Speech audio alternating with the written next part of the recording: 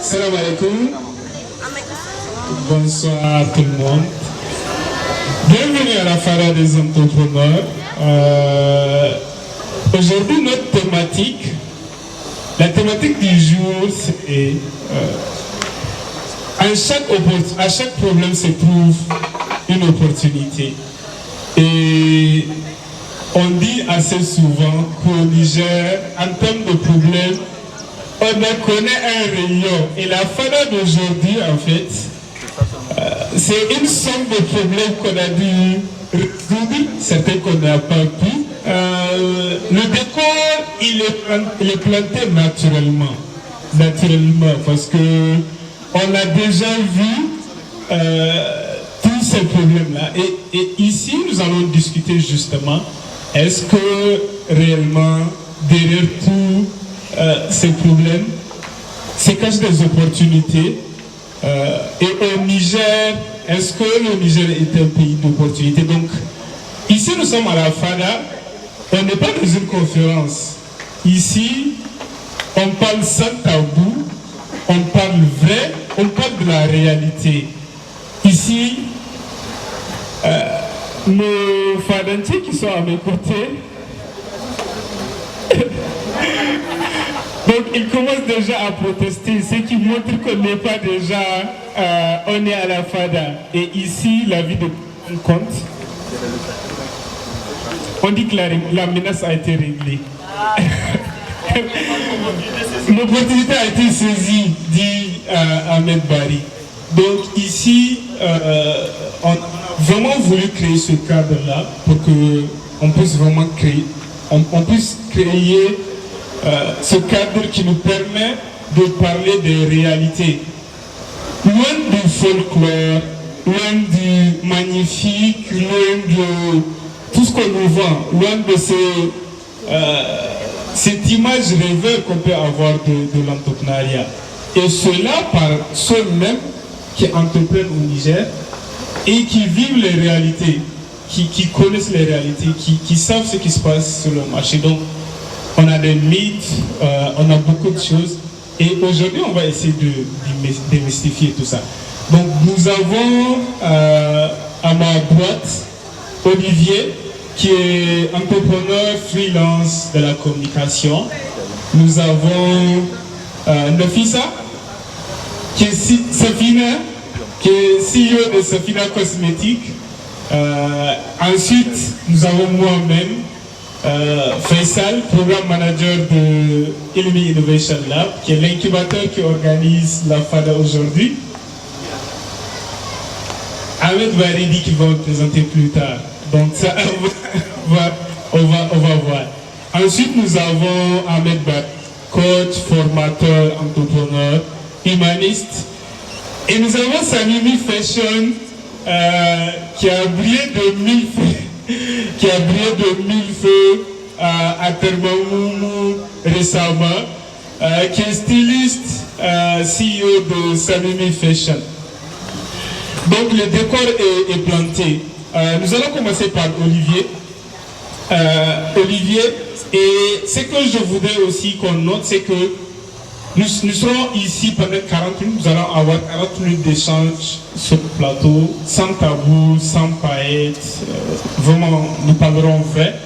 Et ensuite nous allons avoir 40 minutes avec tout le monde, donc tout celui qui est là peut partager ses expériences, son avis, ou quoi que ce soit. On est à la FADA, même le BGB est la bienvenue ici, le Wangabere.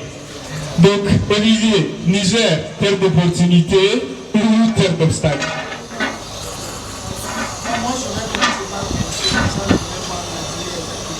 D'accord.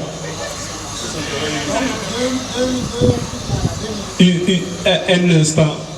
Vous voyez le défaut de la FADA. Moi, je suis modérateur, je mets mes règles, il met ses règles. Bon, vas-y, Olivier. Vas-y.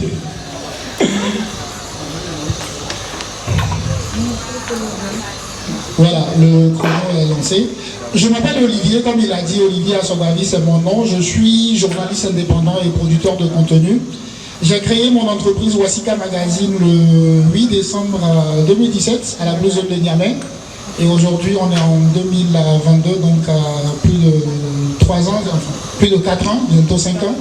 Donc je peux dire qu'on a fait un bon bout de chemin et c'est une entreprise qui a vraiment évolué.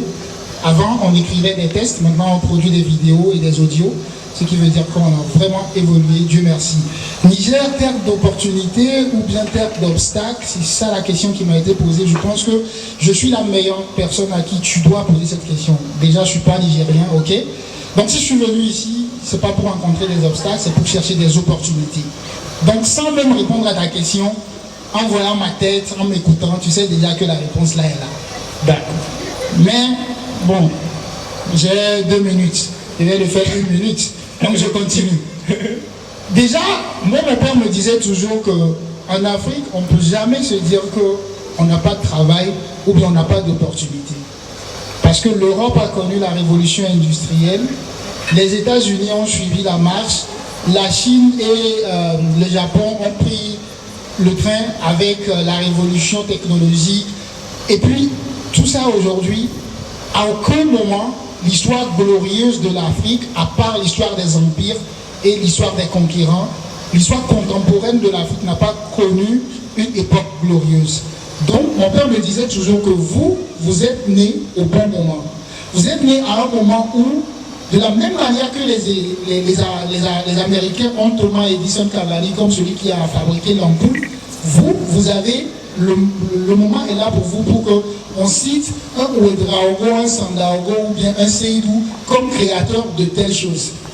Quand il disait ça, je ne comprenais pas ce qu'il racontait. Mais c'est quand je suis rentré dans le monde de l'entrepreneuriat que je me suis dit, mais tiens, aujourd'hui, on a tel problème. Et aucun problème français, américain ou anglais ne peut pas répondre à ce problème-là. Tout ce que je peux faire, c'est que je peux créer ma propre solution et je peux mettre mon nom là-dessus et adapter ça à ma communauté. Donc ce que mon père disait est vrai. Et aujourd'hui, quand vous regardez le Niger est champion aujourd'hui dans les solutions de transfert d'argent et dans les solutions de transport. On n'appelle pas Alisa Air France. On n'appelle pas 3STV, 3Fcom ou bien SMTV de Société Française de Transport ou bien on dit 3STV, Société Soudano-Sahélienne de Transport, un truc comme ça. Quand on dit RIMO, on sait que ça a une identité. Quand on dit Oriba, ça a une identité. Quand on dit Al-Isa, ça a une identité. Donc je pense que ces opportunités, c'est ces choses-là en fait. Parce que moi, en tant qu'entrepreneur, je ne vois pas le truc au niveau micro. Moi, je ne me vois pas aujourd'hui comme étant un entrepreneur accompli. Moi aussi, je me cherche pour le moment. Si je finis tout de suite, si vous avez des gombos avec vous là-bas, vous venez, on discute, et puis on fait le gombo à l'aise. Pour le moment, moi, je suis un entrepreneur qui se cherche. Mais quand on voit aujourd'hui ce que Alisa a réussi, ce que Oriba a construit, ce que Askai a réussi à faire, ce que EcoBank est en train de faire aujourd'hui, je pense que c'est ces gens-là qui doivent vraiment nous inspirer et qui doivent nous faire comprendre que l'Afrique, le Niger sont des terres d'opportunité. Merci beaucoup, Olivier. Non, tu peux garder le micro. Je vais un peu réagir à ce que tu as dit. Je veux qu'on mette tout ça en perspective. Nous sommes des jeunes ici.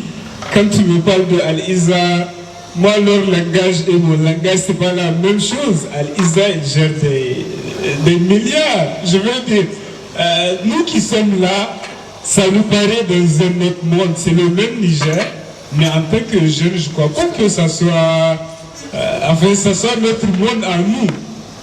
Là, on est des jeunes. On est des jeunes, on n'a pas beaucoup de ressources, on n'a pas forcément beaucoup d'expérience non plus. Pour nous, c'est comment la situation? Voilà. Non, pour nous-mêmes, c'est plus facile. Ah oui? Toi qui n'as rien, tu veux entreprendre, toi tu ne risques rien. Quelqu'un qui prend des milliards pour investir, c'est lui qui risque. Toi tu n'as rien, tu veux entreprendre, tu risques quoi? Non mais, tu risques quoi? C'est mon président, il est là-bas. L'autre là, Idi Yambo, il a investi combien de milliards à Malbaza? 66 milliards. C'est lui qui prend les risques. Il prend toute sa vie, il met ça dans le ciment. Si demain on fait un seul attaque à Malbaza, tout le monde va partir là-bas. Ces 66 milliards là, c'est mort. C'est lui qui prend les risques. On fait rien. Donc Olivier, avec le gars qui a mis, je sais pas, c'est 50 000 de sa vie. Non. Ça, là, on va demander la baraka de Dieu pour que nous aussi on trouve notre chemin. Juste pour te dire que quand on est jeune, on doit tout faire en fait, tu vois. C'est-à-dire que moi, quand j'ai commencé à lancer mon entreprise Wasika, moi je n'avais même pas d'ordinateur. Mais je lançais un magazine en ligne. Est-ce que vous voyez un peu le délire? C'est-à-dire c'est moi qui dis aux gens, vous allez avoir accès à l'information en ligne. Mais moi-même, je n'ai pas d'ordinateur. Est-ce que vous voyez un peu? Maintenant, quand on me demande comment tu fais, je dis non, il y a les téléphones Android. Mais moi-même, je n'ai même pas Android. Est-ce que vous voyez un peu le délire? Et j'avais un grand frère là, petite parenthèse, il s'appelle Waïd Dawara. Vraiment, c'est un gars, il m'a trop aidé. C'est lui qui me prête son ordinateur et son téléphone. Le matin, je pars, je fais les interviews, je rédige tout sur papier. Hein. Je fais comme à l'école, rédaction là. Tu fais brouillon, tu corriges le brouillon et tout. C'est propre. Et puis il me donne sa machine, il dit tu as 2 heures. Tu trouves la connexion internet, tu publies ton article sur le site, sur les réseaux sociaux, et puis tu me remets ton ordinateur. Et c'est ce qui se faisait. En ce temps-là, qu'est-ce que je risquais? Je risquais rien. Je prenais tous les risques. Je sors doucement à 7h du matin, je rentre à 22h. Moi, j'ai pas de problème, je n'ai rien à foutre. Déjà, même si un braqueur me braque, tu vas braquer moi, tu vas avoir quoi? Si moi, il n'y a rien, tu vas rien. Quand même, il faut voir. Je ne risquais rien. Tout ce que je risquais, peut-être, c'est le temps. C'est le temps. Et puis, je disais que, gars, si tu échoues là, les gens ne vont pas te rater. Sinon, moi, je pense que quand nous, tous ceux qui sommes là ici, on peut lancer pas une seule entreprise, 2, 3, 4, 5, 6. De toutes les façons, on ne risque rien. D'accord. Ok, merci beaucoup. Je conclue, enfin, je tire la conclusion que le Niger est terre d'opportunités, mais il faut savoir faire hada bouga bouga pour pouvoir se sortir. Donc, on pose la question à Nafissa, ou bien si Nafissa veut réagir. Bon, bonsoir. Non, je ne dis pas ça. On est tous bien d'accord que oui, c'est vrai, il y a tout plein d'opportunités au Niger d'ailleurs. Beaucoup le disent, on n'a même pas fait la moitié de ce qu'on a comme potentiel ici. Mais le truc, c'est quoi? On a des problèmes. Est-ce qu'on veut les régler? On est tout le temps en retard. Est-ce qu'on veut être à l'heure? C'est ça. Mais tu veux être à l'heure? Toi qui es arrivé ici à 17h30, tu devais être là à 17h. Est-ce que tu as envie de changer ça? Moi, par exemple, je me suis lancée dans la cosmétique naturelle. Les gens n'ont pas envie. Ils n'ont pas besoin. Ils ne savent pas qu'ils ont ce besoin-là. Pour eux, Roger Cavaillès, c'est mieux. Mais moi, je sais que vous en avez besoin. Du coup, il faut que je vous fasse comprendre le problème pour que vous acceptiez la solution. Dans ce cas-là, c'est beaucoup plus difficile. Même quand vous êtes au courant du problème, les solutions sont là, c'est bizarre. Mais quand genre vous n'êtes même pas au courant du problème, on fait comment? Oui, Nana. Du coup, voilà. Est-ce qu'on veut déjà même les solutions là? Est-ce qu'on est prêt à accepter ces opportunités? Et si toi, tu mets toute ta vie, tu crées ces opportunités, tu saisis l'opportunité, est-ce que les gens sont là pour, je ne sais pas, t'épauler et t'aider à grandir? Quand je dis t'épauler, c'est-à-dire acheter la solution que tu proposes. C'est ça le souci. Moi, je pense que c'est là même le fond du problème. Ok. Mais Nafissa, ok. Maintenant, est-ce que le problème se trouve forcément au niveau du consommateur qui ne veut pas consommer, ou bien nous, entrepreneurs, on a notre part du problème? Honnêtement, en tant qu'entrepreneur, tout ce qu'on peut faire, genre on réfléchit sur une solution, on peut réfléchir à comment l'adapter au consommateur. Oui. Mais quand le consommateur, lui, le Niger est particulier. Les consommateurs nigériens sont particuliers. On ne comprend pas. On a l'impression que ce qu'on fait de A à Z ici, il faut le faire de Z à A. Tu commences de Z à A, apparemment il faut rentrer dans R pour sortir, venir à A. C'est compliqué. Du coup, honnêtement. Moi en fait, il y a une chose que Olivier a dit qui est très puissante, c'est que le jeune, il n'a rien à perdre en fait. Parce qu'en fait, même dans le monde des affaires, on dit que tu peux te lancer avant 30 ans, tu as le temps de faire faillite. Tu as le temps de faire faillite parce que si tu as moins de 30 ans, même si tu es juste, n'est pas grave, on peut espérer que tu recommences parce que dans notre pays, on a la chance que les gens ont un certain paradigme d'avoir des responsabilités qui augmentent au niveau d'un certain âge. Les gens se marient généralement, je dis généralement, 25, 26, 27, voire 30 ans comme ça. Je parle des hommes. Hein. Je pense que les dames, chaque matin, vous demandent ça. Et donc, maintenant, quelqu'un qui est étudiant, et quand il est étudiant, on estime qu'il a entre 17, 18 à 25 ans. Maintenant, pendant ce temps-là, la seule personne qui est engagée par ta réussite ou ton échec, c'est toi. De façon standard. Il n'y a que toi qui es engagé par ta réussite ou ton échec. Si tu échoues, il n'y a que toi qui paie les pots cassés. Si tu réussis, il n'y a que toi qui en bénéficie. De façon standard. Donc quand tu es jeune et que tu te plains d'une certaine chose, je pense qu'il y a un problème. Parce que j'ai des potes bon, les ex-potes, je ne vais pas dire des potes maintenant. En 2015, je me rappelais, on avait quoi, 17 ans je pense. Ils se plaignaient, bon, on se plaignait, je me mets dedans. Maintenant, 2016, on se plaignait, 2017, on se plaignait, 2018, je commence à arrêter de me plaindre. 2019, je commence à travailler, 2020, je lance le business, 2021, ça marche, 2022, ça explose. Et pendant tout ce temps, ils sont en train de se plaindre. Alors, je dis une chose, si en 2015, tu te plains, en 2016, tu te plains, jusqu'en 2020, tu te plains, c'est que tu n'as rien compris, en fait. C'est que tu n'as rien compris, et je pense qu'il y a un problème de perception qui est là. Les gens pensent que tout va tomber du ciel, ou tout va tomber de l'État, ou tout va tomber des parents, ou tout va tomber de Olivier qui a réussi. Alors que je vais vous dire une chose, honnêtement, ces gens-là, ils s'en foutent que vous réussissez ou pas. Même votre famille. Ils vous aident parce qu'ils le doivent, pas parce qu'ils en ont envie. Donc quand tu es jeune, tu n'as rien à perdre en fait. Tu n'as rien à perdre et tu as tout à gagner si tu essaies. Pour cette personne-là, le père attend d'une certaine façon aussi que ces investissements-là, que ça puisse payer, même si ce n'est pas pour qu'elle gagne quelque chose, mais ne serait-ce qu'en termes de fierté. Voir, pour un parent, voir un enfant en train de travailler, en train de subvenir à ses propres besoins, c'est important quand même. Donc on a à perdre. Si aujourd'hui, moi, après tout ce que mes parents ont investi, je me retrouve à lancer 5 business et les 5 échouent. Si les 5 échouent, pourquoi ils ont échoué? C'est la faute de qui s'ils ont échoué? C'est ma faute, mais voilà. Ça peut aussi être la faute à l'écosystème, parce que là, on discute des opportunités et des obstacles au Niger. Est-ce que le Niger est un pays propice à l'entrepreneuriat et à la réussite entrepreneuriale? Parce que tout ce que tu vas dire, en fait, c'est, je prends mon cas. Imagine, tu arrives, supposons que tu as 50 ans. Et tu te vantes d'avoir 25 ans d'expérience professionnelle. Et un gosse se pointe que lui, il a 25 ans et il dit, il va te former. Ok. Tu prends ça comment? Honnêtement, c'est de la foutaise. Oui. Parce que, non, on parle de l'écosystème. Oui. On ne parle pas de toi. Oui. On parle de l'écosystème. Oui. Donc, si quelqu'un qui, rien que son expérience professionnelle fait ton âge, et tu te pointes devant lui, tu lui dis que tu vas lui apprendre des choses, ça, c'est un très gros défi. Bien sûr. Pourtant, je l'ai relevé. Mais si je m'étais dit que parce que j'ai l'âge de l'expérience professionnelle, ça va s'arrêter, là, j'ai échoué. Mais pourtant, le 10 février, j'ai fait une formation à la DGI. Les gens avaient 70 ans, ils étaient assis. Le 16 mars, même formation DGI. Comme ça avait marché, ils ont reconduit. Oui. On fait formation à Gamma Informatique.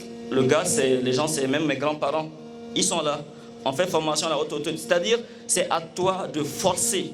Je ne dis même pas influencer, c'est à toi de forcer l'écosystème d'adopter ce que tu lui donnes. Comme l'avait dit Nafisa, il faut que tu lui montres le problème et tu lui vendes la solution. Moi, je ne dis pas montrer, je dis forcer. Tu prends sa tête, tu lui dis, regarde, c'est comme ça. Ok. Et après, tu dis, comme c'est comme ça, voilà ce qu'il faut faire. Donc l'écosystème devient un problème quand tu es un faiblard. Moi, c'est comme ça que je vois les choses. Ah non, pas totalement. Moi, pas totalement. Je reviens peut-être à ce que Nafissa a dit. Ça dépend également des domaines. Tu vas trouver la solution, mais il y a toujours problème. On est d'accord? Je prends peut-être, je ne sais pas les autres, mon domaine, je suis plus productrice de vêtements et de chaussures. Vêtements, ok, quand c'est vraiment des événements où je dois vraiment m'y mettre parce que ça me prend du temps. Je suis plus productive en chaussures. Je te prends une chaussure, je te produis tout. Je mets vraiment ce qu'il faut, toutes les matières pour que ça te plaise, pour que quand il y a l'eau, tu n'aies pas de problèmes, tu ne viens pas me dire ça mis il y a ci, il y a ça. Tu vas toujours trouver quelqu'un qui va te dire il y a virgule là, c'est pas bon. Il y a toujours quelque chose. C'est comme elle l'a dit, même si tu trouves la solution, en fait, il y a toujours le problème qui revient. Donc, ça revient à ton écosystème où tu dis que non. Voilà. Vous êtes d'accord avec moi ou bien? Juste une phrase. Juste une phrase. Selon moi, l'entrepreneur n'est pas pour résoudre le problème de tout le monde. C'est-à-dire, si tu veux que tout le monde soit content de tes produits, personne ne sera content. Ça, c'est sûr. Voilà. C'est-à-dire, il y a des gens, par exemple, qui m'approchent pour faire des formations, mais comment ils veulent que je le fasse, ça ne me convient pas, je ne le force pas. Parce que comme avait dit Olivier, l'entrepreneur n'est pas une ONG. On n'est pas là pour plaire à tout le monde. On est là pour apporter une solution à celui qui est prêt à la payer. On a la solution, on aimerait bien la donner gratuitement, mais on ne le fait pas, on est méchant. Il faut dire la vérité. Ce n'est pas de la méchanceté. Non, il faut appeler le chat par le chat. On dit juste qu'il est entrepreneur, c'est pour ne pas dire qu'il est un capitaliste qui refuse de donner gratuitement. Du coup, si tu veux que tout le monde soit content de ton produit, ça ne marchera pas. Les gens viennent que je vienne faire des formations tout le temps gratuitement. C'est pas que j'en ai pas envie, mais ça ne me rapporte pas, ça ne paie pas mes factures. Ça ne paie pas les salaires de mes employés. Les gens aimeraient bien que Olivier vienne toujours enregistrer, filmer. Il n'y a pas de souci. Les gens aimeraient bien avoir tes vêtements tout le temps. Gratuitement, souvent c'est la famille même qui dit non, donne-moi ça, on va payer après. Non, ça ne marche pas comme ça. C'est-à-dire, tu fais ce que tu estimes être le mieux pour ta clientèle cible. Maintenant, si la clientèle cible elle-même ou des gens ne prennent pas ta solution comme ils le veulent, soit maintenant tu trouves une façon d'adapter ta solution à ce qu'ils veulent, ou bien tu ne te forces pas en fait, parce qu'il y a une catégorie de gens qui sont là pour lesquels tu fais ta chose. Certes, il y a un ciblage qui est là, qui attaque des gens, mais il faut que ces gens aussi puissent avoir cette réceptivité de ce que tu leur apportes comme solution. Et peu importe ce que tu vas apporter comme solution, il y en a qui ça ne plaira pas. Ça, tu ne peux pas forcer cela. Mais tu fais avec ceux qui ont ce que tu veux. Tu as ce qu'ils veulent, il faut qu'ils aient ce que tu veux. Et ce que tu veux, c'est deux choses. Première chose, c'est l'argent. Deuxième chose, c'est la capacité qu'ils ont d'apprécier ce que tu as fait et de le vouloir pour eux-mêmes. Maintenant, si l'un des deux manque, ce n'est pas ta cible. Et tu peux pas les forcer à avoir ces deux capacités-là. Donc, je disais, ça, c'est un conflit, comment on dit? Rapproche le micro. C'est un souci générationnel. Ils sont vieux, il y a des nouvelles méthodes qui sont là, dont ils ont besoin de s'adapter pour pouvoir être productifs. C'est différent. Ils savent très bien que pour être productifs, pour ne pas perdre leur boulot, pour le faire correctement, il faut qu'ils aient une formation de ce genre. C'est différent. Ils savent pas, mais s'ils ne savent pas, je sais pas, celui qui t'a cherché pour la formation ou celui qui a même accepté. Parce qu'ils auraient pu, si tu as proposé, ne pas accepter parce que pour lui, voilà, c'est pas nécessaire. Si eux ne savent pas, leur leader, lui, il l'a su et il a su. Si tu as proposé, accepté ou te chercher pour que tu le fasses, là, tu as eu quelqu'un qui a su comprendre. C'est là la question. Une seule personne qui comprend peut changer tout le lot. C'est différent. Quand on parle par exemple d'achat-vente, nous qui sommes dans la commercialisation, c'est beaucoup plus différent de ceux qui sont dans les, comment on dit, professions libérales. C'est pas le même système. Et même là, il y a toujours des petits problèmes qui peuvent surgir. Je ne sais pas. Je ne suis pas dans les professions libérales, donc je ne peux pas dire exactement quel problème ou pas. Mais c'est comme je dis, tu peux avoir une solution adaptée, mais ils refusent. Ils la refusent. Pourtant, ils en ont besoin. Genre, moi, j'aurais abandonné depuis longtemps. Mais je suis là. Je trame. Parce que vous avez besoin de ces solutions-là. Je le sais. À long ou à court terme. Disons moyen. Parce que court là, c'est déjà. À long ou à moyen terme, vous le comprendrez, c'est sûr. Et de 2007 à aujourd'hui, je peux te garantir qu'il y a eu quoi 50% en plus de gens qui ont compris. Mais il m'en faut plus. il m'en faut beaucoup plus. Du coup, je me dis, ah, merci. Je me dis qu'il faut... Pas le jeu.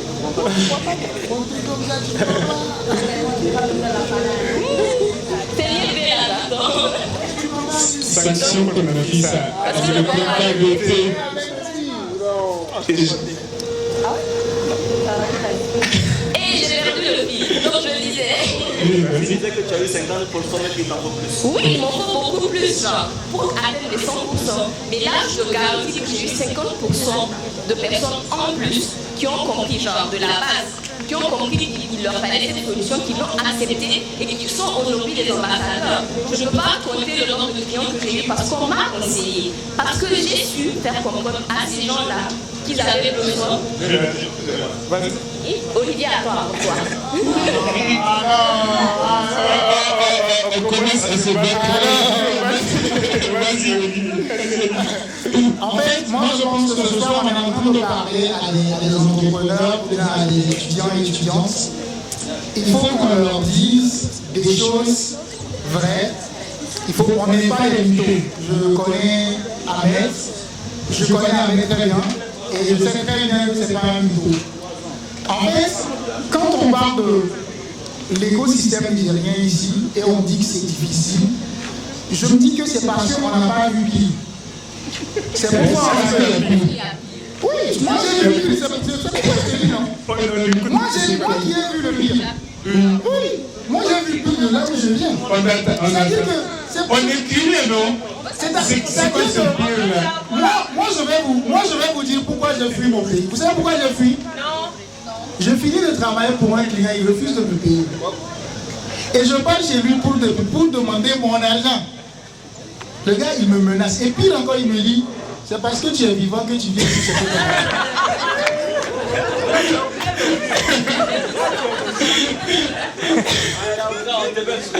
Ici au Niger, moi je peux mettre mes 10. En tout cas, depuis que je suis là, c'est pas encore arrivé. Et j'ai eu des clients au Niger beaucoup plus influents que le monsieur là qui m'a dit ça chez moi. Et au Niger, je suis plus vulnérable. Au Niger, moi si tu me dis ça à Lomé, je m'en fous. Moi, tu ne peux même pas me faire peur à Lomé. Moi à Lomé, je ne circule même pas avec de carte. Tu m'arrêtes tout de suite, on va venir me chercher. Moi, j'ai même pas de carte. Pourquoi moi je circule Lomé Cotonou sans carte. Je vais faire quoi avec carte? Pourtant, on m'a menacé, j'ai fui. Ici, là, je travaille avec des gens plus influents. Il y a des gens ici qui me connaissent, ils peuvent être témoins. Plus influents que le monsieur qui m'a raconté ça à Ahmed. Et vous voyez, on ne m'a jamais dit ça ici. C'est pourquoi je vous dis que vous n'avez pas vu pire. C'est pourquoi vous êtes ici, vous dites que oh, c'est compliqué. Ouais. Est-ce que vous connaissez OTR, Office Togolais des Recettes? Est-ce que vous connaissez? Vous ne connaissez pas, non? Quand ça va arriver, le Niger va les copier. Parce que les pays là, ils se copient. Les gens colonisés par la France là, ils se copient entre eux. Quand le Niger va le copier, vous allez savoir c'est quoi OTR. Aujourd'hui, à Lomé, si tu descends de l'avion, même ton parfum que tu vas venir mettre là, tu vas payer taxe pour ça. Je ne vous vanne pas, c'est pas une vanne, hein. C'est une réalité. Même tes ceintures que tu vas mettre, même ton dîme là, tu vas payer pour ça. Même ton téléphone, si tu as même plus de 2 téléphones, tu payes pour le 3e. C'est moi je te raconte. C'est moi Olivier, il te dit ça. Va, tu fouilles. Tu prends l'avion demain pour le président Kane, il va à Lomé. Il sait bien. Est-ce que vous voyez c'est quoi les difficultés? Vous ici, je comprends qu'au Niger c'est très difficile. Encore. Mais il y a pire. Il y a pire que ça. C'est ça le pire, je te raconte mon gars. Il y a une chose, c'est que tout le monde pense que c'est chez lui qui est l'affaire. Merci. Parce que j'ai une amie malgache qui est à Madagascar, qui est dans le gaming. Quand elle raconte, tu as l'impression qu'elle est au Niger. J'ai des amis ivoiriens, sénégalais, maliens. Quand ils racontent, tu as l'impression qu'ils sont au Niger. Du coup, en fait, c'est pas une question d'environnement. Pour moi, c'est pas une question d'environnement. C'est une question de toi. J'avais dit la DGI. J'ai fait 3 ans avant d'avoir un contrat avec eux. Ça veut dire quoi? Au bout de 3 ans, j'ai pu trouver la formule qui marche pour eux. Au bout de 3 ans, 2020, c'était mort. 2021, c'était mort. Il a fallu 2022 pour qu'ils m'appellent et me confient la formation de 70 agents et leurs 70 meilleurs agents. C'est-à-dire, ce n'est pas les 70 meilleurs, les cadres A1. s'il y a des gens qui ont leur parent à DGI, ils savent c'est quoi cadre A1. C'est-à-dire, le DGI est là, c'est le cadre A1 qui est ici. C'est eux, ils m'ont confié. Ahmed, oui. Moi je voudrais juste dire aux gens que moi, j'ai des partenaires, Dieu merci, maintenant j'ai des partenaires partout. J'ai un partenaire canadien, récemment il est venu ici, on a travaillé pendant 2 semaines. Et quand il partait à l'aéroport, il me dit, mais comment vous faites pour vivre dans ça? Mais c'est trop difficile. Il n'y a pas de connexion internet, il n'y a pas d'électricité. Les gens prennent du temps pour comprendre. Même pour leur bien, tu dois les corrompre. Et puis vous êtes dans ça. Et c'est dans ça que toi tu es en train de faire ça. Il me dit, écoute, moi je t'envoie au Sénégal. Moi je pense que tu vas aller au Sénégal et puis on va continuer à travailler. Il dit non. Il dit, voici les propositions du Sénégal. Tu pars au Sénégal, voici les propositions. J'ai dit non, moi je pars pas. Il n'y a plus d'électricité. C'est ça le problème. Dans quoi on est. Je lui ai dit non, moi je ne pars pas. Parce qu'aujourd'hui au Niger, moi quand je fais une mission à l'intérieur du pays et je reviens à Niamey, je me dis ouais, Olivier, tu as contribué à quelque chose de vrai, de concret. Il faut parler dans le micro. C'est-à-dire qu'au Niger, tu changes des choses concrètes. Genre, tu changes des choses concrètes, tu touches des choses, tu apportes de l'innovation. Par exemple, SOS Shooting, il a révolutionné la photographie au Niger. Qui va dire non? Il n'y a pas l'homme. Vous prenez Baobab, il a révolutionné le système de la photographie. Vous prenez Ahmed Bari. Mais Ahmed Bari, je le mets au défi, il part à Lomé. Ce qu'il fait là-bas, ce qu'il fait ici. Il va mettre 10 ans même, il ne va même pas atteindre un quart de ça. C'est ça l'opportunité. Moi, ce que je déploie ici comme talent, ceux qui me connaissent avant que je ne vienne ici, moi avant que je ne quitte Lomé pour venir ici, j'ai rempli un stade pour faire un spectacle. J'ai fini le spectacle une semaine, je suis venu ici à Niamey. Vous voyez jusqu'où je suis allé? Pourtant, je suis venu ici en inconnu, personne ne me connaît. C'est-à-dire que les opportunités, quand on vous dit qu'il y a des opportunités là, croyez. Et moi je vous dis, croyez. Les obstacles là, Wallahi billahi, adaptez-vous, transformez ce qu'il y a devant vous et puis avancez. Sinon vos obstacles là, c'est rien. On n'a pas dit qu'il n'y a pas d'opportunité. Mais genre, on veut juste leur faire comprendre que c'est pas facile, c'est la mer à boire. Il y a des opportunités, on est tous d'accord. Opportunités, il y en a. Mais comment? C'est ça le truc. C'est compliqué. Il faut admettre.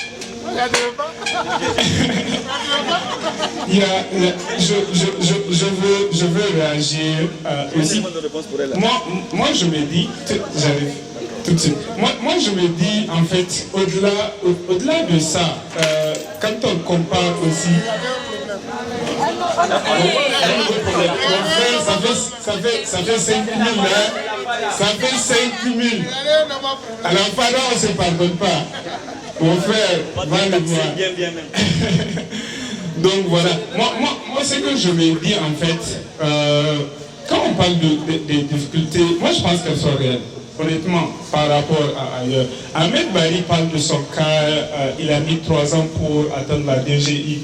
Peut-être que si tu étais dans un autre pays, je prends juste un exemple, peut-être au Sénégal ou aux États-Unis, tu allais mettre peut-être moins de temps parce que les gens sont moins réticents. Et j'allais dire, peut-être la rémunération, la valeur que les gens donnent à ton travail n'est pas forcément le même. L'écosystème, il est compliqué. Enfin, pour moi, on s'adapte, on prend des initiatives et tout, mais il y a une réalité derrière. Je prends un exemple. Si je suis dans la production,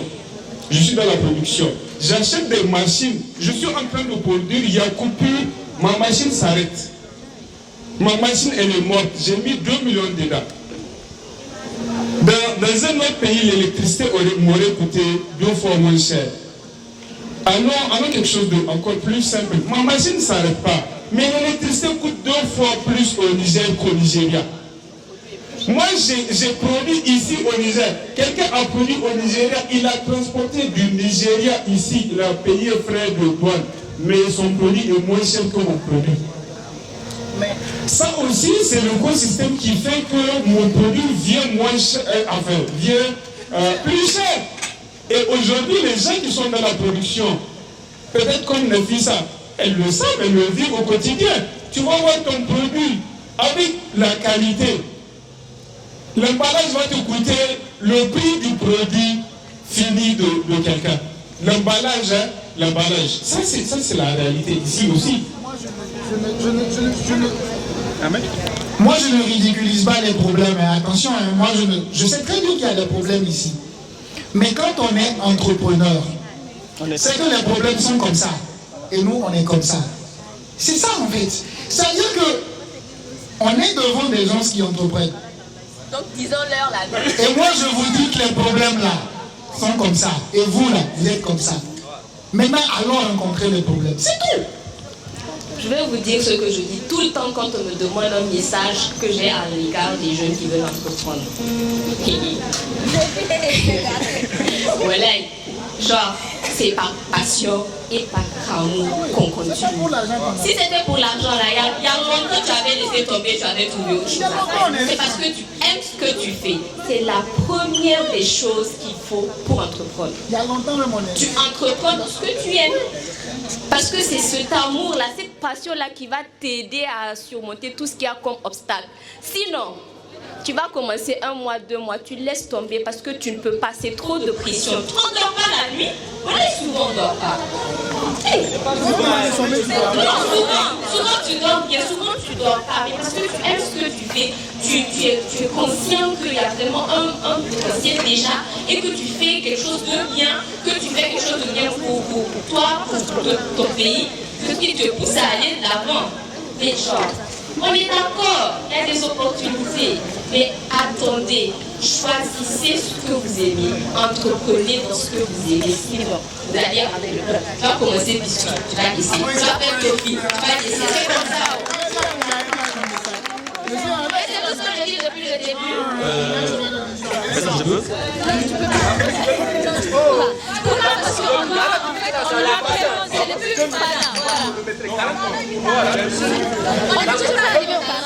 Vous voyez, je réagis. On a le public qui est en train de réclamer ses droits. Mais vous savez, quand vous réclamez, je me rappelle mon prof du lycée, quand on lui dit, mais si on va marcher, il dit, jeune homme, voilà, il faut courir, marcher là, c'est donc il faut bien crier. Non, on va vous donner tout de suite la parole. Je pense qu'il y a eu pas mal d'échanges. On va passer la parole. Au public. Samimi et Ahmed Brali sont en train de se battre pour le micro.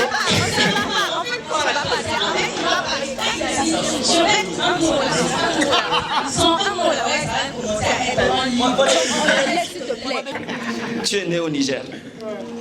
Maintenant, tu as le choix. Tu déménages ou tu restes, tu fais avec ce qu'il y a. Moi, c'est comme ça que je fonctionne. C'est-à-dire, je m'en fous que l'électricité coûte plus cher ailleurs ou moins cher ailleurs. Je suis né au Niger. Si ça ne me convient pas, si je reste, c'est que j'ai envie de rester. Si ça ne marche pas, j'arrête. C'est-à-dire, j'aime pas qu'on se plaigne et on continue. Ahmed. Ah non, c'est fini. Ah oui, tu as plus. Tu continues. Ce qu'il dit, en fait, ce qu'il dit là, moi, ça se réfère à peut-être mon parcours. J'ai pas envie de parler de ça maintenant. Après, je le laisse. Après, oui, je suis d'accord. Ah non, mon ami, on laisse. Oui. Oui, parce qu'en fait, quand on lui laisse le micro, Ahmed le monopolise et puis il ne peut rien dire. Laisse-moi cette affaire. Vous avez déjà fini vos discussions. Merci beaucoup. Bonsoir. Et moi, je me présente à Seydou Sabi.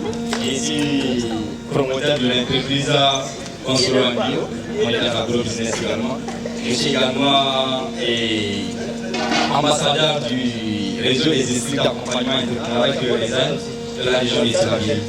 Et donc, nos parrains qui nous parlaient un peu sur les difficultés, les opportunités de l'entrepreneuriat en fait. Et je pense qu'on essaie de commencer d'abord par les difficultés, les problèmes. Quand il y a un problème, chaque problème a une solution. Dans ces cas, déjà, on est tous d'accord qu'il y a des problèmes, c'est qu'il y a des opportunités.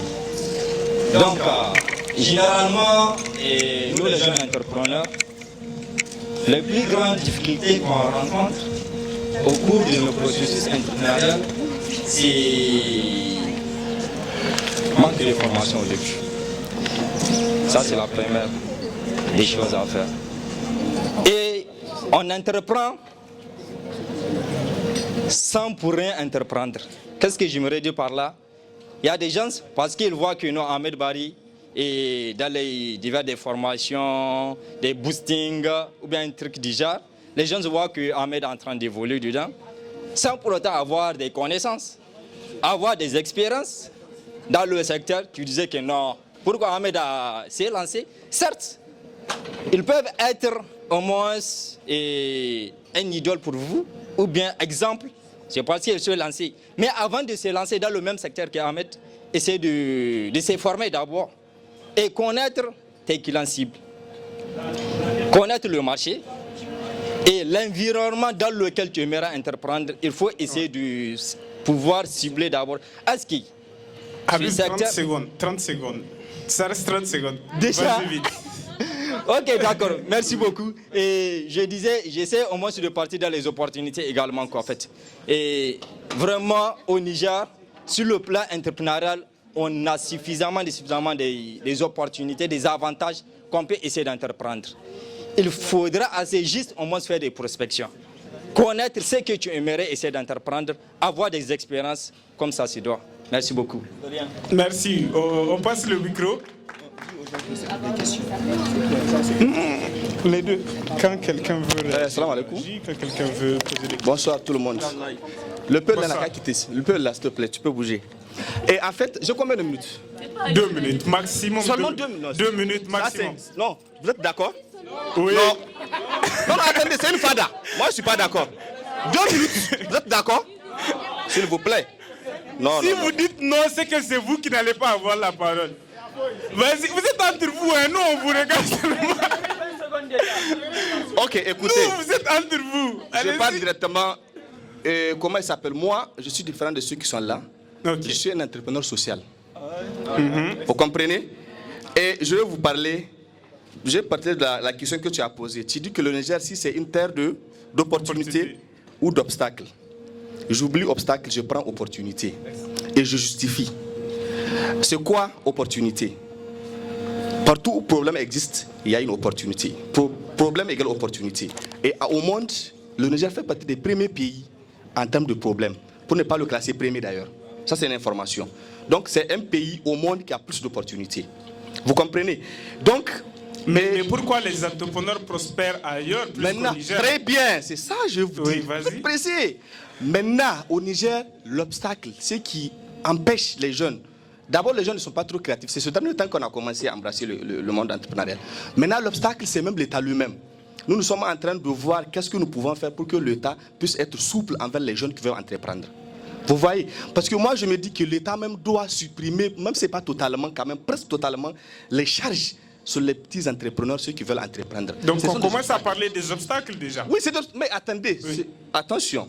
Obstacle, quand tu dis obstacle, moi je vois comme si ça c'est une difficulté. Cette difficulté n'est pas forcément obstacle. Hein. Est-ce que tu comprends? Okay. Parce que tu peux surmonter. Mais quand on parle d'obstacle, c'est comme si tu dois retourner. Hein. Tu vois un peu. Vous voyez? Donc maintenant, mis à part cela, au Niger, il y a une question de mentalité qui est là. Moi, personnellement, qui suis entrepreneur social, j'ai des problèmes à plus forte de celle-là, ma soeur qui cherche l'argent. Moi, je dis, je vous fais un service gratuitement, mais on a beaucoup de difficultés. Les gens ne veulent pas. Est-ce que vous voyez? Après, quelqu'un qui te demande, amène l'argent, je te rends un service. Donc, si la mentalité est là, il faut la travailler. Vous comprenez? Et mis à part cela, les jeunes n'aiment pas oser.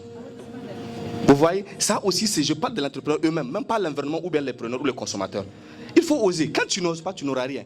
Ce petit peu qui est là, il a osé. Malgré, il a commencé à vous raconter. Mon ami qui est là, c'est avec lui que je travaille avec l'association là. Je vous dis, il faut oser. Ce n'est pas parce que les obstacles là existent. Il faut continuer, ma soeur. Il ne faut pas te décourager. Et je ne suis pas d'accord avec toi où tu dis que si ce n'est pas par amour, par passion, c'est nous qui avons l'amour parce que nous faisons le travail social. Mais toi, tu as de l'argent. C'est à cause de l'argent que tu le fais. Il faut être clair. Parce qu'en réalité... Non, elle a dit ça, c'est raté. Attends. Vous comprenez? On la laisse réagir. Oui. Donne-lui le micro. Donne-lui le micro. Mais qu'est-ce qu'elle va dire qui n'est pas faux? Oui, en fait, en réalité, comprenez, moi j'ai un travail social. Alors, Nafisa, 40 minutes. Et maintenant, le programme, c'est pour nous. C'est bien sûr de donner les 40 minutes. Donnez-moi les 40 minutes. On me donne.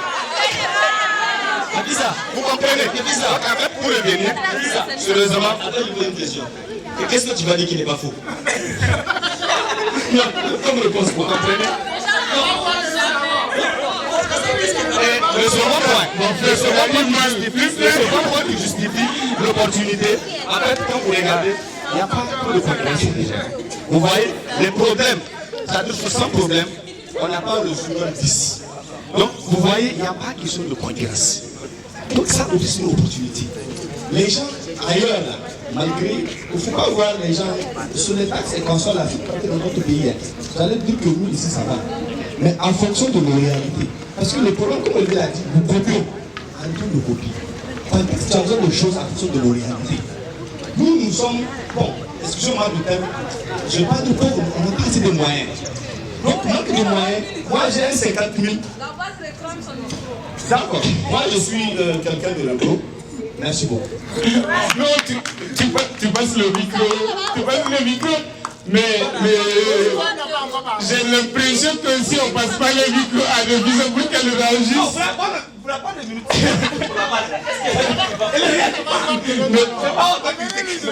pas amène de l'eau, amène de l'eau s'il te plaît. De l'eau. Qu'est-ce qu'elle va dire? Elle ne fait pas ça parce que là c'est pas lui-même là, genre il est entrepreneur social, tu manges comment? Dis-moi. Moi? Oui. J'ai mon travail à part. Ok. Oui, ton travail que tu fais là, tu l'aimes pas. Tu l'aimes pas. C'est pas de l'association. Tu n'aimes pas ton travail. Ah. Donc j'ai au moins 3 postes. Ok. Mon association est à part. Olivier le sait. Je l'ai créé en 2017 moi-même. C'est dans le domaine de l'éducation. D'accord. Tu comprends? Dans les écoles, nous avons des activités pour remonter le niveau d'instruction des enfants. Ok. Pour énumérer les cours, ça s'appelle. Je suis d'accord, j'ai entendu. Tu comprends ça? Nous le faisons comment? Stop. Merci. Ce que je demande, ce que tu fais là, tu n'aimes pas. Tu fais ça juste pour l'argent. Quoi? Mon ce boulot? qui te nourrit, oui. Mon boulot, ça c'est pas l'association. Tu n'aimes pas ça? Comment j'aime pas ça? Tu n'aimes pas ça? C'est pas entrepreneuriat. C'est pas entrepreneuriat. La question est simple. Ce que tu fais, tu confonds les choses. Tu confonds les pizza. Non, on peut allier les deux. Non, tu confonds. Moi, je suis un fonctionnaire. On ne peut pas allier les deux. Je suis un fonctionnaire, on ne peut pas. Je suis un fonctionnaire et j'ai mon association à part. Je travaille. Maintenant, quand j'ai le temps, où je crée le temps pour voyager, pour aller à faire des activités sociales. C'est comme ça. Je suis désolée, mais moi je suis dans ce que je fais. Tu fais ça pour l'argent, ma soeur. C'était pour l'argent, voilà, il y a longtemps. Arrête ça. On ne peut pas le je ne l'aime pas parce que j'ai. Bonsoir.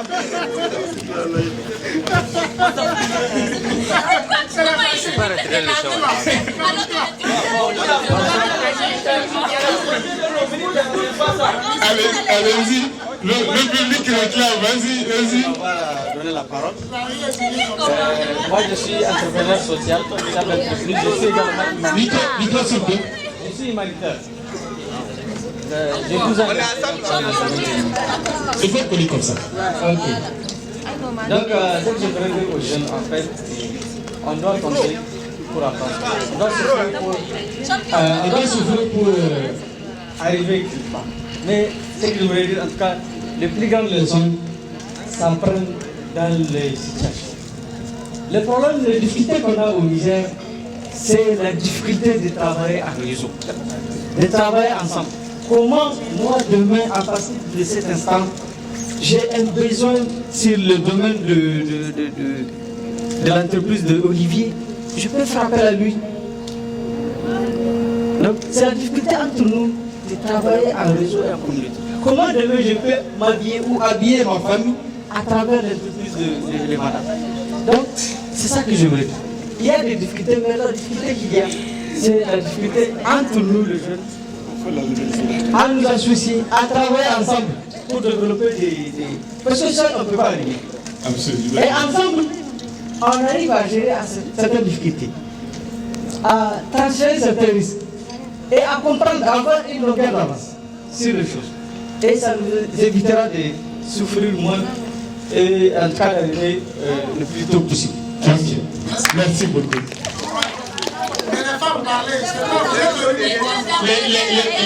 Les dames là réclament le micro de vie.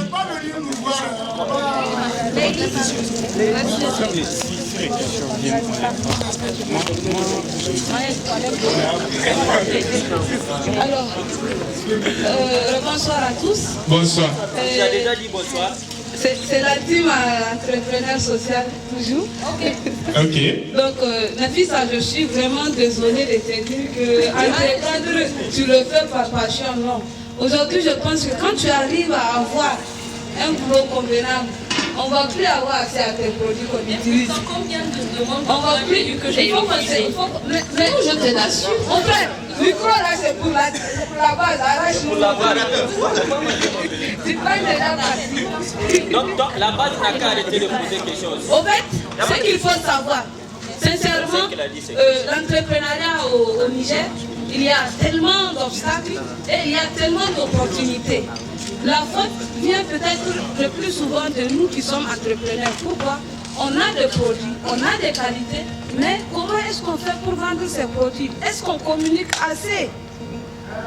Est-ce qu'on communique assez pour que les autres puissent savoir que voilà un tel produit, il est du Niger?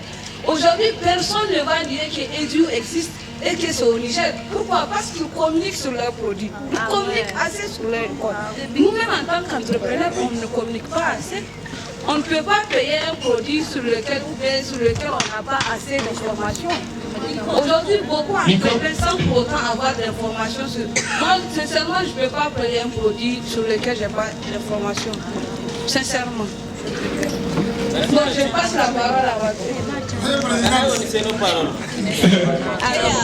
Oui, monsieur, on écoute.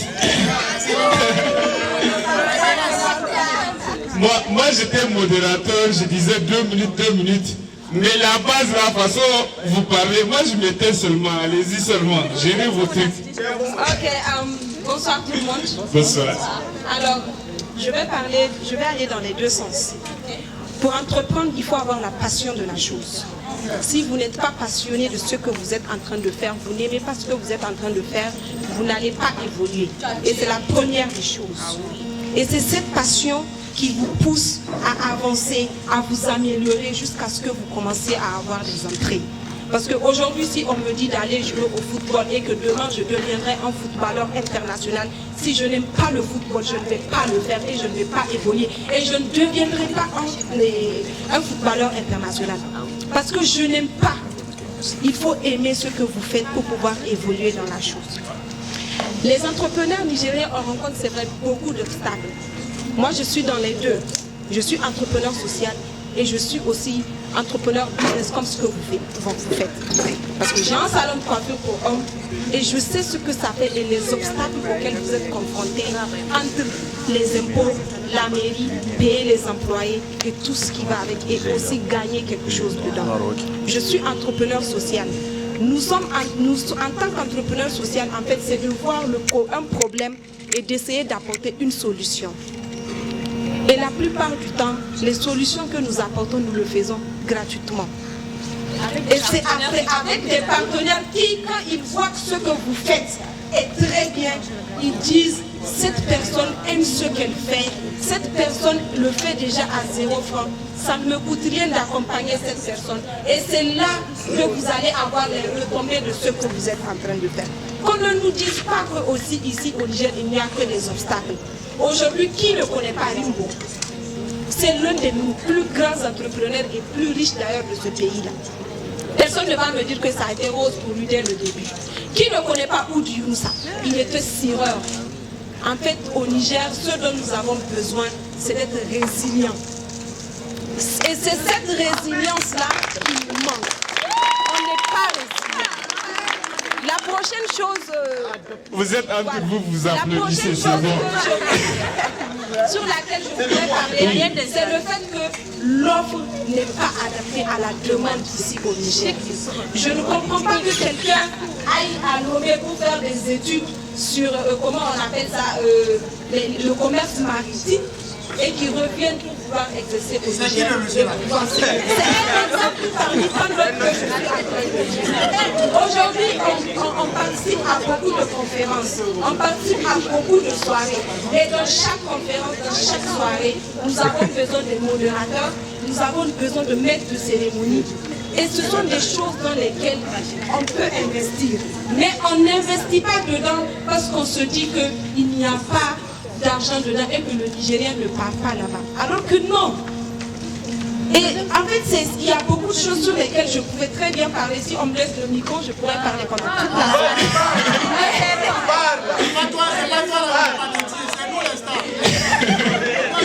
Voilà.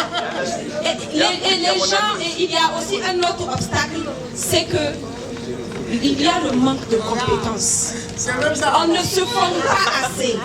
On veut entreprendre alors qu'on n'est pas compétent dans le domaine et on veut vouloir avoir quelque chose. Non, si vous voulez entreprendre, vous voulez évoluer dans quelque chose, formez-vous.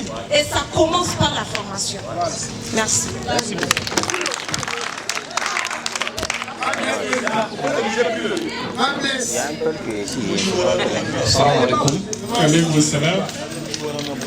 Je suis Issa Mamadou Traoré Abdraman, président de l'association Groupe Unois. Groupe Unois est une association dont le but c'est quoi?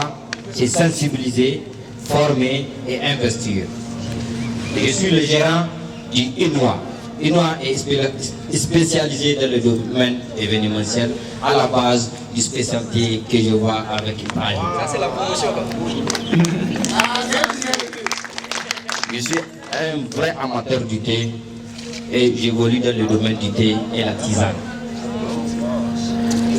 En fait, la thématique du jour, problème, opportunité. Il y a de cela 3 ans que je suis dans le domaine de la préparation du thé. Comme l'avait dit ma soeur, c'est difficile. C'est difficile, mais quand on croit à la chose, on ira loin. Il y a mon prédécesseur qui a parlé du réseau. Pour qu'on puisse résoudre ces problèmes-là et saisir les opportunités, il faut qu'on crée le réseau. Par exemple, j'ai besoin d'un photographe, je fais appel à quelqu'un. J'ai besoin d'un coach, j'ai fait appel à Ahmed.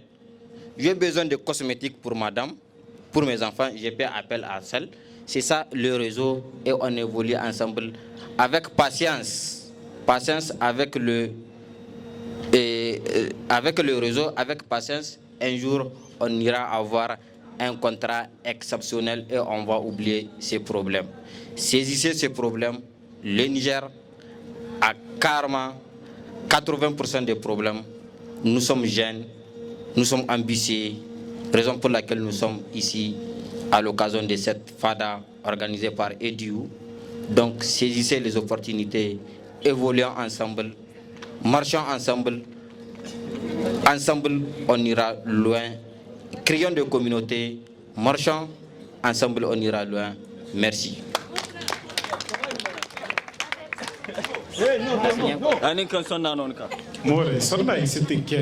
Voilà, il veut manger dans mes 5-10 minutes, je vous l'ai dit. Alors bonsoir, moi c'est Mahmoud Dendere, je suis promoteur de Light On, spécialisé dans la photo, la vidéo, la maîtrise de cérémonie, le graphisme et l'impression numérique. Oui, c'est moi qui avais la veste de serpent, qui honorait Light On justement. Alors moi je voudrais intervenir sur 2 volets.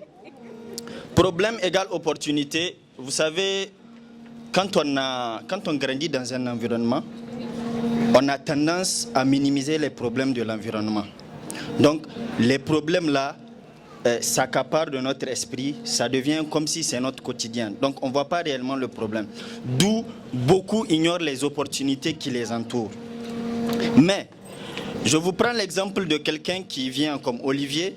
Il se rend très rapidement compte des opportunités qu'il y a dans la ville que les résidents. Maintenant, il y a des problèmes qui viennent, qui n'étaient pas là, dont tout le monde se rend compte. Je prends l'exemple de la Covid. Ça a créé tellement d'opportunités pour les gens de la cosmétique, ceux qui ont créé des accessoires de lavage des mains, etc. Je pense qu'à Edu, il y avait une dame qui avait fait ça. Donc, ce genre de problème crée nécessairement des opportunités, à n'en point finir. Donc, ça, c'est réellement ce type de problème qui nous fait voir les opportunités. Mais des fois, les opportunités, ce n'est pas seulement dans l'acquisition de l'argent. Les opportunités, c'est aussi dans l'apprentissage. Je rejoins Nassira qui dit qu'il faut se former. Oui, quand vous êtes entrepreneur, vous vous formez réellement au fil du temps où vous bossez sur votre entreprise. Et il y a des problèmes que vous allez rencontrer au sein de votre entreprise, soit avec vos employés, soit avec les collaborateurs, soit avec des clients, etc.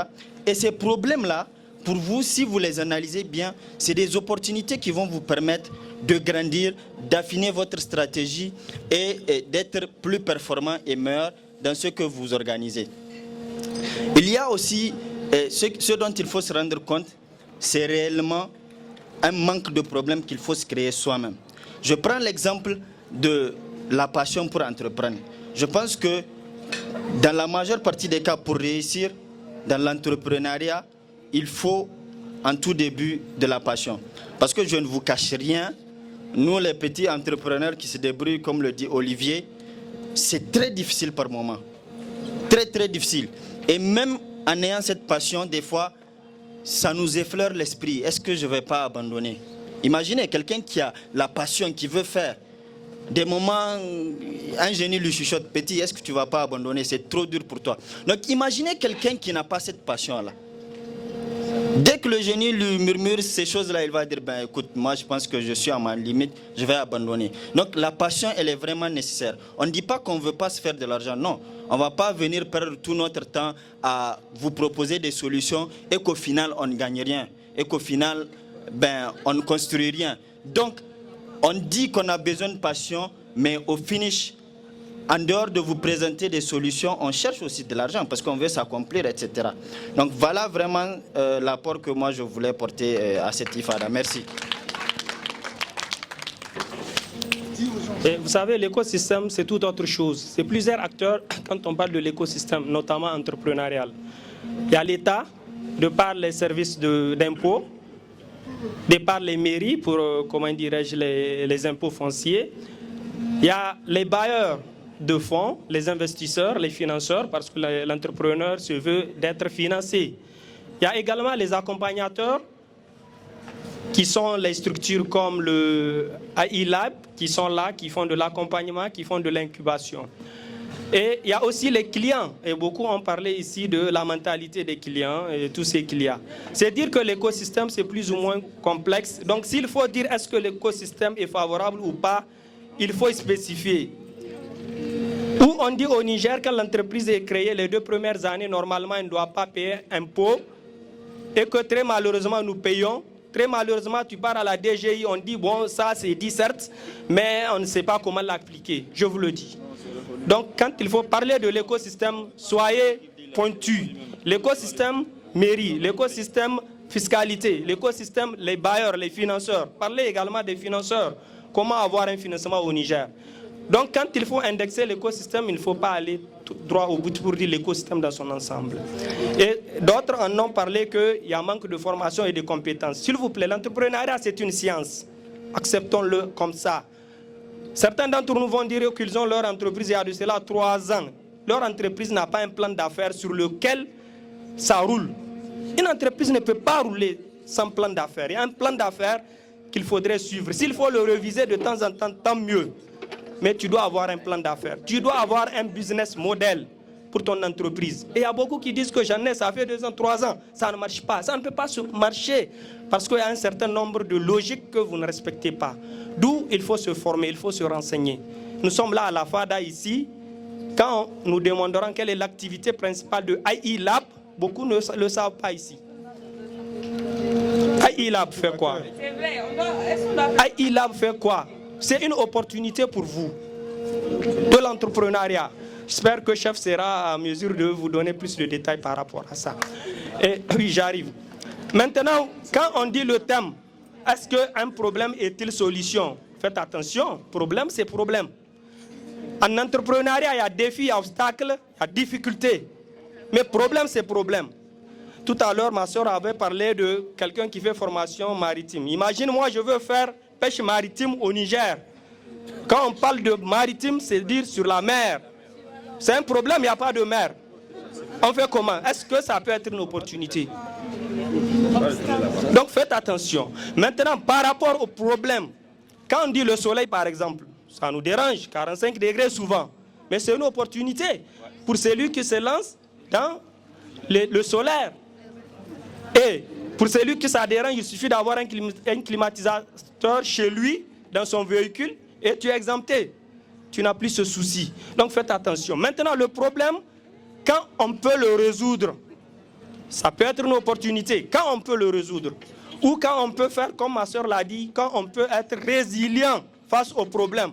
Le problème est là, je ne peux rien, mais n'empêche, je poursuis mon chemin. En ce sens. En ce sens. Donc, je vous remercie. C'est juste la chose. Il sera le dernier intervenant parce que c'est quasiment l'heure de la prière. Voilà, oui. C'est bon? Et rapidement, et puis on lui donne la parole et on conclut. Vraiment, pas de pression, les gars. Alors, bonsoir la Fada. Vraiment, la Fada, c'est autre chose, hein? Je peux aller? Je dis la Fada, c'est autre chose, hein? Moi, je suis modérateur, je dis... Bon, moi, je m'adresse à la Fada, à mes... Voilà. Non, allez-y, c'est voilà, pour en fait, moi, je voulais intervenir sur un point. Le point, c'est... J'ai remarqué au Niger, vraiment, il y a des opportunités. Mais on ne connaît pas ces opportunités. Je vais m'expliquer. Quand on regarde l'écosystème du Niger actuellement, l'écosystème entrepreneurial du Niger, nous faisons tous pratiquement la même chose. Pratiquement. Nous sommes dans, comment on appelle ça, cosmétique, communication, tenue traditionnelle, habillement, tout. Nous sommes pratiquement dans le même secteur. Tout à l'heure, Natira avait parlé de maîtrise des cérémonies. C'est quelque chose dans les autres pays, et comment on appelle ça, c'est un métier. Dans beaucoup de pays, c'est un métier, la maîtrise des cérémonies. Et moi, je voulais intervenir par rapport à un domaine que les gens négligent au Niger, l'entrepreneuriat touristique. Je me rappelle, en 2017, quand j'étais encore étudiant à Ouaga, nous avons lancé une initiative qui a beaucoup marché au Burkina. Et l'initiative, c'était Burkina Good Trip. Vous prenez entre 2017 et 2019. J'avais lancé l'initiative au Burkina avec des amis. Et parce que quand j'étais au Burkina, entre 2015 et 2020, j'ai fait pratiquement tout le Burkina. J'aime voyager. Ça, c'est ma passion, le voyage. Donc, avec des amis, j'ai créé l'initiative Burkina Good Trip. J'ai fini le Burkina, je devrais rentrer au Niger. Donc, il fallait amener cette même idée au Niger. Du coup, j'ai pensé à créer Niger Good Trip. Je venais au Niger, j'ai contacté quelques amis et on a lancé l'initiative. Et je crois qu'ici, tout le monde connaît Niger Good Trip ici. Et c'est l'initiative touristique qui marche, comme on appelle, la plus au Niger. On est d'accord? Ça, c'est dans le tourisme. Et pourquoi on ne va pas créer d'autres initiatives qui vont également développer le tourisme endogène au Niger? À part Niger Good Trip, je fais des road trips. J'organise souvent des road trips avec des amis. On part à Dosso, on part à Maradi. Récemment, je fais Tawa Maradi, c'était en mars. Et la semaine prochaine encore, je vais faire Niamey, et puis je vais faire Dosso, Koni, Tawa, Agadez. Ça, c'est dans mon initiative. On a un petit groupe d'amis, et on s'organise, on fait des road trips, on fait nos vidéos et on balance. Tout ça, pour le moment, on ne fait pas ça comment on appelle ça? On fait ça par passion, on ne met pas de l'argent dedans. Mais par contre, Niger Good Trip, tout le monde sait que voilà, maintenant c'est devenu une association, on organise nos randonnées et c'est payant. Maintenant, pour les road trips, c'est une expérience que nous sommes en train de faire. On a un ami qui a fait, c'était en mars également, il avait fait Paris, Amsterdam et Belgique. Tout ça, c'est dans notre initiative que nous sommes en train de vouloir amener au Niger pour vraiment contribuer au développement du tourisme au Niger. Et en décembre, en décembre, il y aura un grand événement, le marathon du désert qui va se jouer à Agadez. Donc vraiment, j'invite ceux ou celles qui peuvent participer à aller. C'est pour vraiment contribuer à développer notre tourisme, à faire connaître nos villes.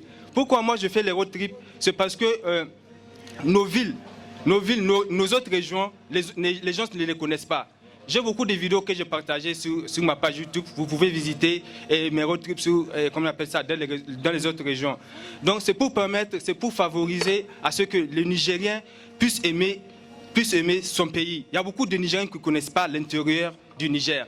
Il y a beaucoup de Nigériens qui ne savent pas qu'au-delà de Niamey, il y a des très beaux paysages. Il y a de très belles villes, comme Maradi. Ou bien, comme on appelle ça, le lac de Madagoumfa, qui est à Maradi, si je ne me trompe pas. Voilà. Succès, merci beaucoup. Merci. Oui. Salam alaikum. Ouais, salam. Bonsoir à tous, je me présente Maman Sani Ibrahim. Je suis étudiant.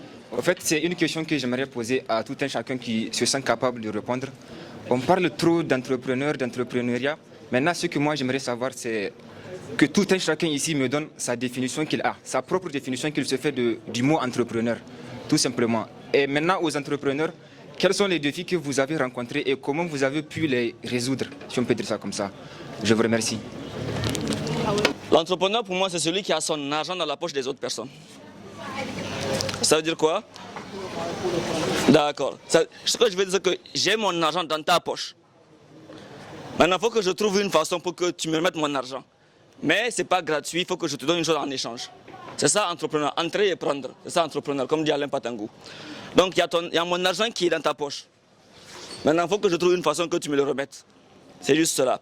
Maintenant, question problème, ça va peut-être choquer les gens, mais moi, je n'ai pas eu de problème dans mon parcours. Jusqu'à présent, pas de problème.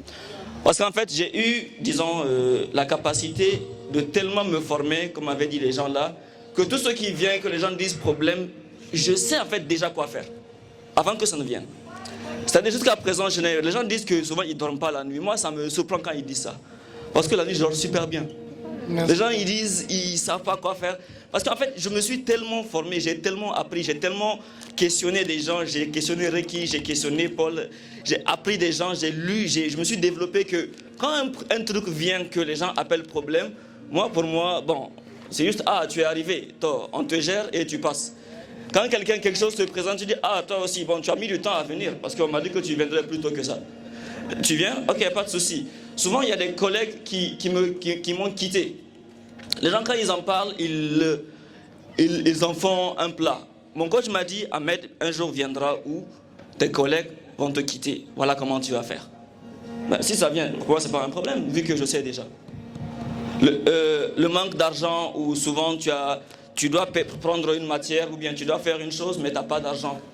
J'ai été préparé à ça. Du coup, le problème, en fait, il est un problème quand tu n'es pas prêt à son arrivée.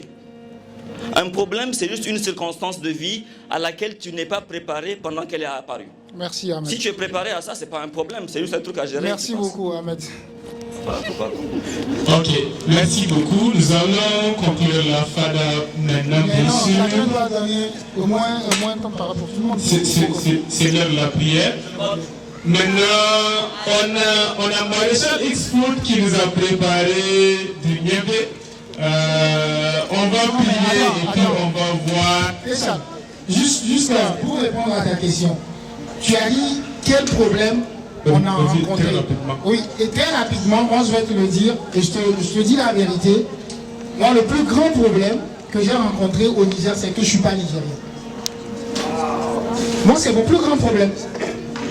Parce que dans le discours politique, les politiciens disent que non, les étrangers font ci, font ça, mais eux-mêmes quand ils partent chez les étrangers. Donc le discours politique a formaté certains jeunes Nigériens à être réticents aux étrangers. Ce qui fait que moi, avec mes employés, j'ai toujours eu de problèmes. Parce que moi, je n'ai pas le même rythme de travail que les autres. Premier problème avec les employés. Avec mes clients. Moi, chez moi, on appelle le chat. Ici, ça énerve les gens. Ça, c'est le deuxième problème. Le troisième problème, c'est que quoi? Les gens, ils voient ta tête, ils disent, mais non, lui là, il est venu d'ailleurs. Pourquoi il va venir d'ailleurs pour faire ça chez nous? Nous-mêmes, on peut le faire, mais ils ne savent pas le faire. Oui.